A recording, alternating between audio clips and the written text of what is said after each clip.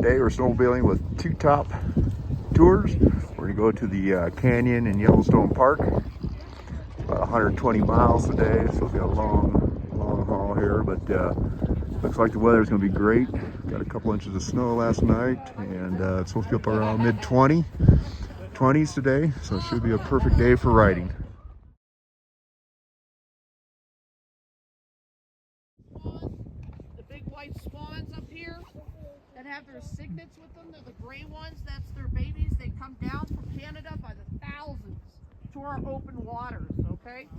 So we got an eagle right here going across from you, straight over. Oh, yeah. Immature eagle being harassed by the raven.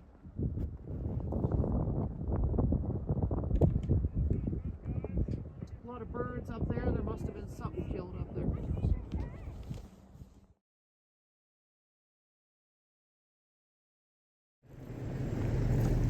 So we're at the Madison warming hut here on the northwest side of the park. We're about 20 miles in. Got another 40 or so to go to the canyon. There are just a ton of sleds here. And you got these snow coaches, which is another option if you want to stay a little warmer.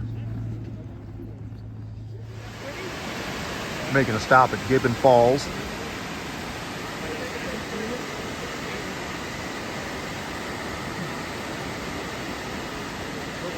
Yellowstone breathe, rise and drop. We got the North American plate that slides an inch a year over that hot spot where it's always remained. So we have had other volcanic eruptions all the way down. So they have other calderas from here all the way down, like through Idaho and stuff. So you're in a caldera. When we came in the west side along that Madison River, you can see the walls picking up on the side. So that is part of the rim of the caldera that's 30 by 45 miles wide. It's a huge crater within Yellowstone, okay? So there's that one, two others that are major that were in Yellowstone, and then all the way down because of that hot spot here. That hot spot is immense. It's massive. When this last volcanic eruption took place, it threw debris up to Canada, down to Mexico, and as far east as St. Louis. Debris. Massive. So the changes in here all the time with all the thermal features and everything else. So this is flowing over old lava flow right here. This is like what we call majority of it. It's rhyolite. And we do have some basalt and obsidian here in the park. 3 different types of lava flows. So majority of those walls, after the eruption took place and collapsed, are made up of old lava flow because it exposed all those walls all around us and below us. There's a lot of old lava flow along with glacial tilt because we've had some glacial periods in here as well, right? So very poor soil content, hence the reason why you see majority all pine, especially within that caldera. Right? Very, very little. So very dry. 2 to 3 inches on average. Dry, acidic.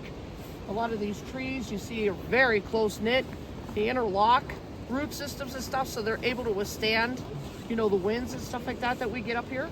We get hurricane force winds sometimes that are over 70 mile an hour winds. So it's amazing. The trees that are single, that are top heavy, a lot of times will tip over because of that. We just had some pretty big storms the last couple weeks ago, where we had tons of trees all down everywhere, systems moving in and moving out. But majority of these trees are all regrowth from the fires of '88. Almost 800,000 acres, almost 36% of the park burned. All natural fires, lightning strikes, 9 human-caused fires that year. Eventually they started, you know, little by little in June and went all the way through like September and stuff like that. 25,000 firefighters here at the time, trying to control or even trying to help and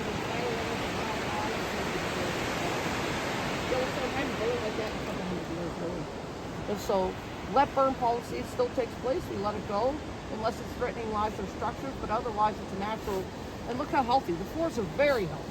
There's a little more than they wanted that year. But yeah, I mean, you can still see the old growth, like the old trees that are burnt.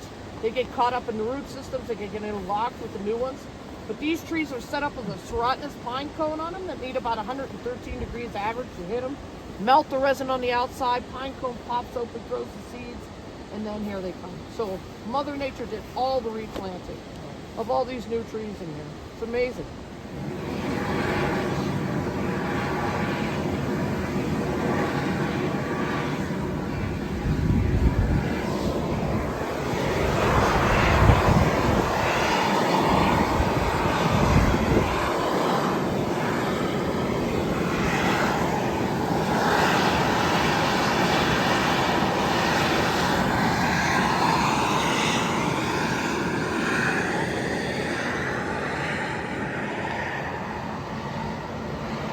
got a little baby one here.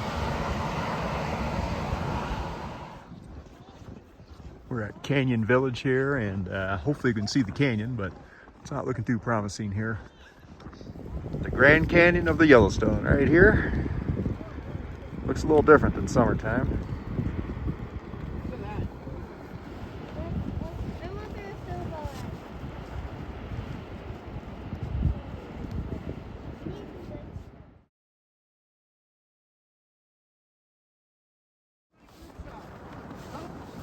This is the lower falls, a 309-foot drop. It goes down through the entire canyon here.